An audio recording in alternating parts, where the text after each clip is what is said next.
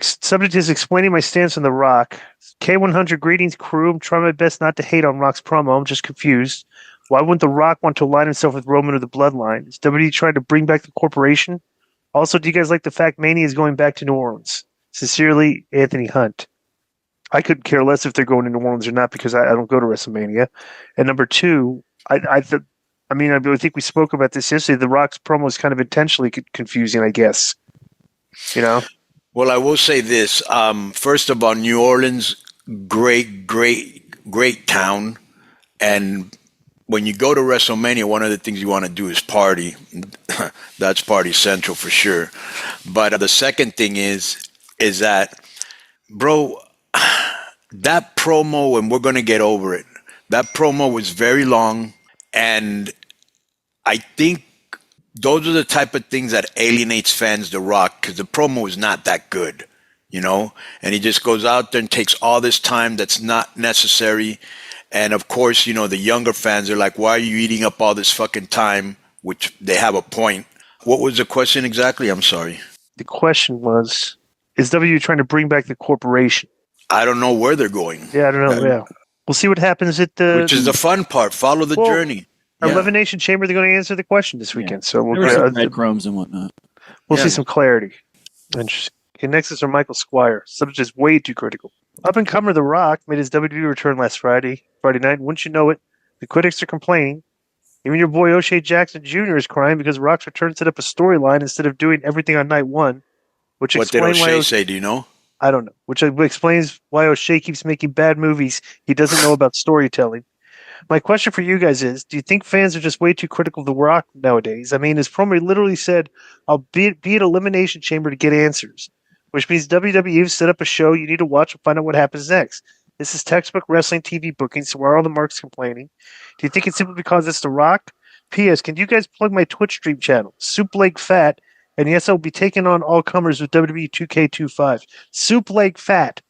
Okay, if anybody that has if you want to check out his Twitch stream, Soup Leg Fat, all one word. Okay, yeah, bro, that's the problem with these freaking, you know, even with guys like Russo and stuff, and all these dirt sheet guys, they look at the shows as like a standalone show that night. It's like, dude, they're doing episodic storytelling. This is one scene and a storyline. Why would you have to explain that to somebody that was a writer? It's unbelievable because he just criticizes every single thing they do, and I'm like, Vince are doing episodic storytelling.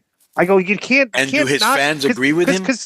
But he's got a bunch of schmucks that listen to him. Right. But bro, this is just common sense. The one thing that WWE is doing is episodic storytelling. Sometimes the stories are good, sometimes the stories are not good, but it's still episodic storytelling. You know, so it's like, I don't know. They're literally like, if you don't like the storylines over the course of time, you'll see a gradual loss of interest from fans. But from a week-to-week basis, it's like you kind of want to know what happens next week, which is the whole point. It's the way wrestling's always used to be, like the cliffhangers at the end of the show, you know? So, you want to read what O'Shea said, Disco or Joe? Okay, so here's the number one. Okay, so the thing was, Cody got taken out of a match because he had to have a conversation with The Rock. So this one he says, "What? This MF had to be taken out of a match for that cryptic ass shit? Tell us what you want." So he's like saying, "Tell us what you want." You know, so say, well, because he's waiting for Saturday to tell everybody what he wants, right, or the answer. So yeah, so okay, I mean then there's a couple more. Read them. Yeah, but this there's only 4. But he's saying he's burying it. Right. I mean, they don't have to read what he says. All right, calm down, dude. I'll do it. Here, laugh my ass off. What the F was that? That shit is the funniest shit ever. Now we got to just continue SmackDown normally. MF, I'm scared to death. Right, you're hot over that. Okay? You had to read it. But I'm saying it's like it's not Jesus really relevant. Fucking Christ! Whatever you want to do, I go along with it. And every time I want to fucking do something, you got to be a little bitch. Chill out. Watch. First of all, Joe, condemn him for using foul language. Play the condemnation music. I have to get the condemnation. This may take a couple days. Wait, Exorcist. Condemn him for burying you just now, too, for saying it might take a couple days. If you want to make some fantasy picks on your favorite sports, check out Underdog Fantasy. It's all the rage. where you can choose higher or lower between 2 to 8 players, and you can win up to 325 times your entry. Use the code K100 at the Underdog Fantasy website, on the app, or at our personalized link, and you can receive up to $1,000 in bonus cash as well as a free pick. Underdog Fantasy offers a unique approach to fantasy sports, and it's a simple pick-em style format. You can select players you believe will outperform expectations without the complexities of traditional daily fantasy sports. The user-friendly interface and growing community make it easy and fun to play, plus it's available in over 30 U.S. states. We will share our picks for you every week on K100 Sports. You can follow along or play against us. The user code K100 at UnderdogFantasy.com on the app or at the link included in the show notes and receive up to $1,000 in bonus cash plus a free pick. UnderdogFantasy.com. It's an underdog thing. The Rock came out, and dude, I don't even want to. I mean, this was a boring promo until Cody came out, and just this was long. And he said, he goes, I don't want this. I want your soul. And I mean, he says so much stuff here that you don't even have to repeat because he didn't really say anything. And Cody had this puzzled look on his face when he said, "I want his soul." And then he's gonna have to give him his answer this weekend at Elimination Chamber. What do you think about the Rock's performance? It did good ratings, but I haven't found any critical commentary on this that put it over. What do you mean? What do you think? Did you see this, Joe? Yes, I did. Okay, what do you think of it? It drug. It was very vague and stuff. I know that it's just, dropping kernels. They'll probably pay it off this weekend or coming up. I think it's going to turn out well, but this opening salvo, if you will, wasn't. It was just, I don't know. Didn't work for me, but I think it's going to go somewhere cool though. Okay, so, and I'm going to assume you too, Joe. Let me before you give your final say here. Yeah. I'm going to give you Powell's POV on this. Right. Wow, we went from the expected WrestleMania 42 announcement to completely unexpected statement from The Rock that he wants Cody's soul. He's asking Cody to sell his soul and to give him everything he could ever ask for. And since it's Cody running AEW that would make a tremendous heel at some point, it would be a shocker if that time is now, which some might say makes it the right time to do it. Cody says no, it's the ultimate babyface move to reject the offer. But the question is what comes next and how it affects WrestleMania. Either way, they just made Elimination Chamber feel huge. All right, what do you think about that? So, Rock's always been one of my favorite wrestlers and in a business full of great characters, but he's very special. And a lot of people were kind of shitting on him last year, and I was still defending him. But this segment was so weird because this is like the third time I see Rock do this. He comes out, he puts over the people, and then he buries them. Are you a heel or are you a babyface? Because it kind of makes it hard, okay? So the crowd doesn't really know whether to boo him or to cheer him. You know what I'm saying? Because he's, I'll slap the syphilis off your face and all this other shit. Okay. Before that, he puts him over, goosebumps and all this other shit. But here's the thing, bro.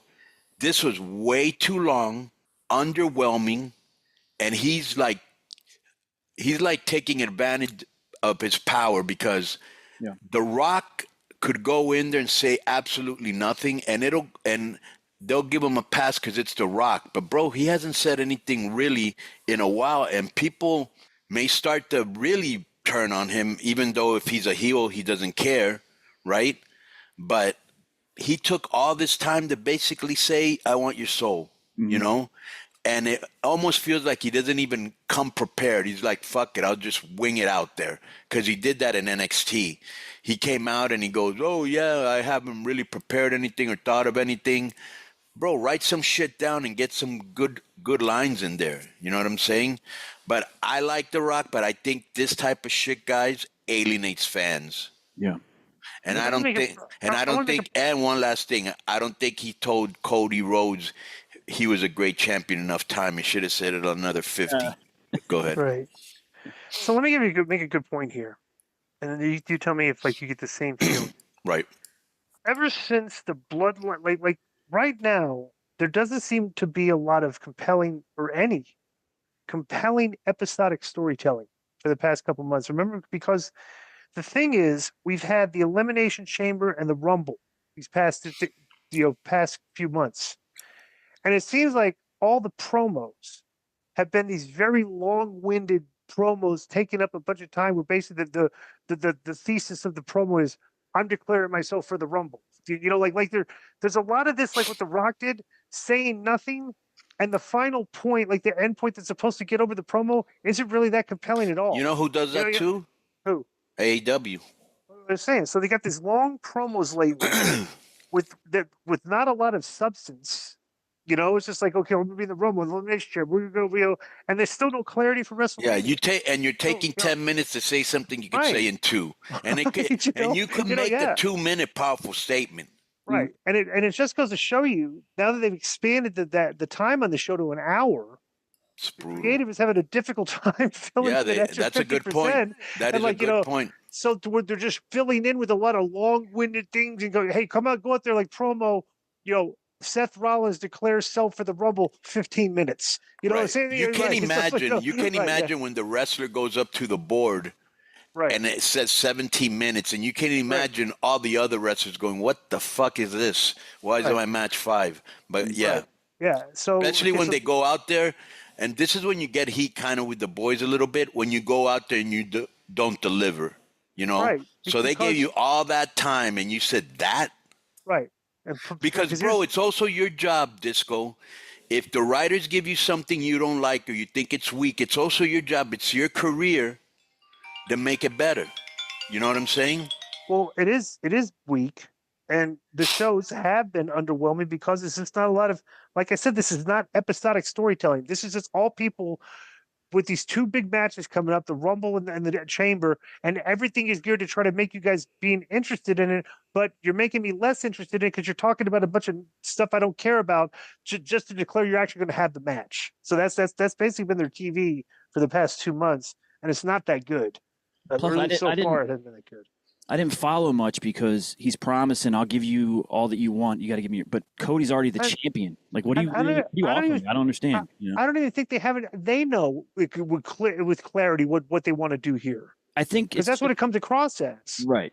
It's probably set up where Cody's. I don't think Cody's going to turn. I know some people have said that, but who's going to actually turn and sell their soul to Rock? And I said yesterday I thought it might be Punk, could be Cena. It's a setup for that down the road, but it wasn't a good start. Yeah. Yo, what's up?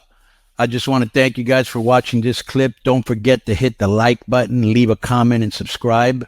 And join our YouTube membership for hours and hours of exclusive, unedited, uncensored content. And being a member will help you get involved in our upcoming live streams. Thank you for your support. Thank you for riding with us. I know you got a lot of other podcast choices, be it wrestling or other ones. And thank you for picking us. Boom.